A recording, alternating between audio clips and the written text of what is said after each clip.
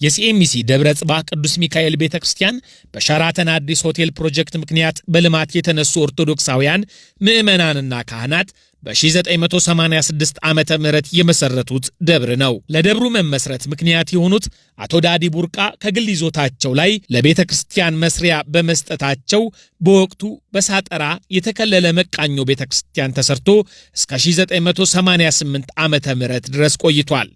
በ1988 ዓመተ ምህረት በአቶ ቁምላቸው ገብረስላሴ ዛሬ በአገልግሎት ላይ የሚገኘው ቤተ ክርስቲያን ተሰርቶ ደብሩ ላለፉት 32 ዓመታት የአካባቢውን ህብረተሰብ በማገልገል ላይ ይገኛል።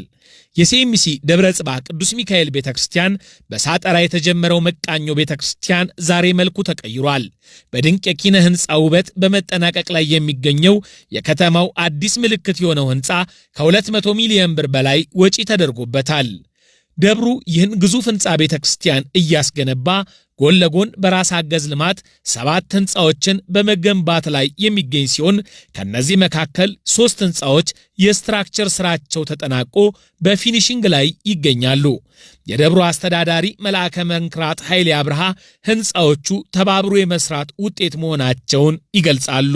ፍቅር በተሟላ አገልግሎት ነው የሚገለገለው። እዚህ ከመጣው ጀምሮ ደግሞ ካህናቱ ፍቅር ናቸው። ቀጥታ ወደ ልማትም የገባንበት ካህኑ ፍቅር ነው በእውነቱ። የሲኤምሲ ደብረ ጽባህ ቅዱስ ሚካኤል ቤተክርስቲያን በልማት ዘርፍ ቅድሚያ የሰጠው የትምህርት ቤት ግንባታ ነው። በዚህም 3 ብሎኮች ያሉት ግዙፍ የትምህርት ተቋም ግንባታ በመፋጠን ላይ የሚገኝ ሲሆን በ2019 ዓ.ም ተጠናቆ የመማር ማስተማር ስራውን እንዲጀምር በከፍተኛ ጥረት እየተሰራ መሆኑን የደብሩ አስተዳዳሪ ይገልጻሉ። ከቤተክርስቲያን ቀጥሎ ቀዳሚ ትምህርት ቤት 10,000 ተማሪ የሚይዝ ትምህርት ቤት አሁን እንደያያችሁት 2 ፍሎር ነው የቀረው። 2 ፍሎር ካለቀ በኋላ 2 ስላብ ቆርቆሮ ይመጣል። እያንዳንዱ 3 ነው ያለው።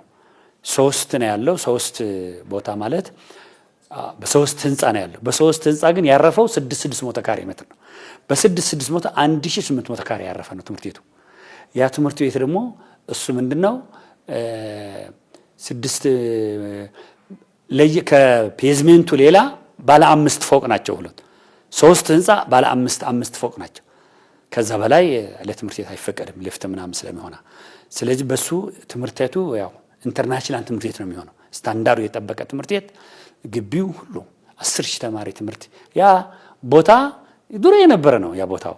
እንግዲህ እሱም ደግሞ ካልተሰራ ካልለማ ጥቅም ስለሌለው እሱም አስቀድመን ያው ትምህርት ቤቱ ሞስ ለ2019 እናደርሰዋለን ብለን እቅድ ይዘን አሁን 3 ስላብ ነው የቀረው። 2 ስላብ ነው የቀረው። በሲኤምሲ አካባቢ የኮሪደር ልማት ስራ ያከናወነው የአዲስ አበባ ከተማ አስተዳደር ለደብሩ በራሱ ወጪ የፓርኪንግ ስፍራ ከማሰናዳቱ በተጨማሪ 6000 ካሬ ሜትር የሚደርስ የልማት ቦታ በይዞታው እንዲካተትለት ማድረጉን ነው የደብሩ አስተዳዳሪ መልአከ መንክራት ኃይሌ አብርሃ የሚገልጹት። እሱ 1 2 3 4ኛ ፎቃችን ነው እሱ። 2ኛ 5ኛ አሁን ፊት ለፊት የምታዩት ያለቀው ህንፃ ነው። ፊት ለፊት ይሄ ፊት ለፊቱ 3 ፎቅ ነው ያለው። 1 2 3 እነሱ ቦታው የሚካኤል አልነበረም። ከአጥር ውጭ ናቸው። 6000 ካሬ ናቸው። እነዚህ 6000 ካሬ ቦታው ያልተካተተ ነው የነበረው። ኦልሞስት ወደ ክፍለ ከተማ ሄደን በእውነቱ መንግስት ለዚህ ቤተክርስቲያን ትልቅ አስተዋጽኦ ነው ያደረገው። እስከ ክብርት ከንቲባ ሄደን ቦታውን እንዲካተት የተፈቀደልን በበጎ አመለካከት የለምኮራ ክፍለ ከተማ ስራ አስፈጻሚ በጣም ነው የረዳን። የካ ወረዳውን በጣም ነው የረዳን። ከነዚህ ጋራ ከታሪክ ጋራ ይካተትልን እብን የሊዙን ቅድሚያ እንከፍላለን እኛ ይሰጠን በማለት ይሄ ቦታ የሚወሰነው በማህል ስለሆነ እስከ ክብርት ከንቲባ ሄደን 6000 ካሬ ተፈቅዶልን 3 ፎቅ አሁን የምታዩዋቸው ከቤተ ክርስቲያን ውጭ ናቸው። አሁን የምታዩት ባለ 3 ፎቅ አልቆ ቆርቆሮ ተመተዋል። 2ኛው ደግሞ ባለ 2ኛ ፎቅ ቆርቆሮ ተመተዋል። ብሎኮት እየሰራ ነው። 3ኛ ላይኛው ያለው ኮለን ወጥቶበት ሰሙን ያልቃል። ባለ 2 ነው። 2 ስላብ ያልቃል ማለት ነው። እነዚህ ሁሉ በጥበብ እግዚአብሔር የተሰሩ ማለት በእኛ ስራ ማለት እነዚህ ሁሉ በ2 ዓመት ናቸው። በአጠቃላይ በቁጥር ፎቆች ብትሄድ የንግድ ቤቶቹ 7 ፎቅ ናቸው። የደብሩ ህንጻ አሰሪ ኮሚቴ ሊቀመንበር ዶክተር ኢንጂነር ጌታቸው ፈለቀ የደብሩን ማህበረ ካህናት ህይወት ለመቀየር እየተሰራ ባለው የልማት ስራ የደብሩ አስተዳደር ለስራና ለልማት ያለው ቁርጠኝነት ማሳያ እንደሆነ ይገልጻሉ።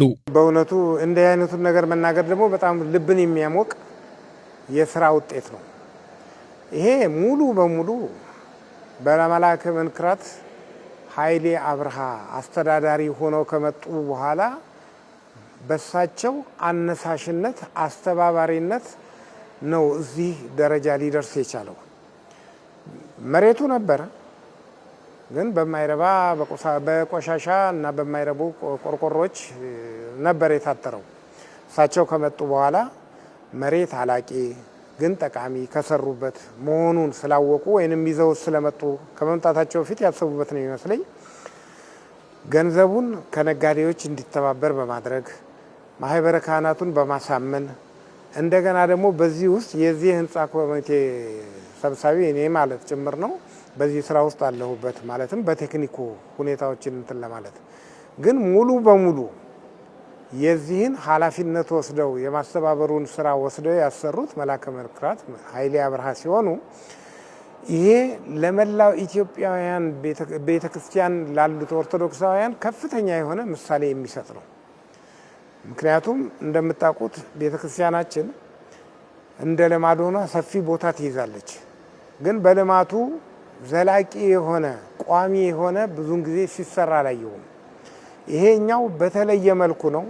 ምንም የባንክ ብድር ሳይኖር ወመውጣት መውረድ ሳይኖር ጥሩ አንደበት ስላላቸው ጥሩ ፕላን ስላላቸው እሳቸው ባደረጉት ከፍተኛ የሆነ መነሳሳት ትምህርት ቤት ተጀምሯል።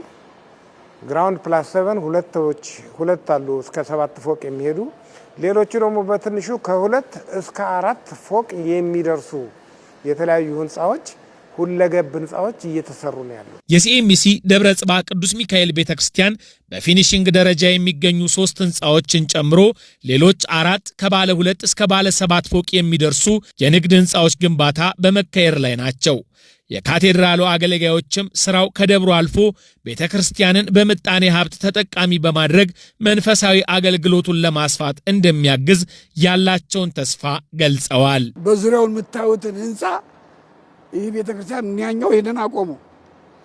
አሁን ደግሞ የገቢ እንትን ተብሎ በሚገባ ዙሪያውን እስከ 7 ፎቅ ድረስ የሚደርስ በየደረጃው 4 ትንሹ 2 ነው፣ ቀጥሎ 4 ነው፣ ትልቁ 7 ነው። እስከዚያ ድረስ የሚደርሱ የሱቅ እንትኖች ወደፊት ተሰርተው ሲመረቁ መቼም ይፋ ይሆናሉ። ትልቅ እንዲያው አሁን አንድ ላም የሚያረባ ሰው አለ።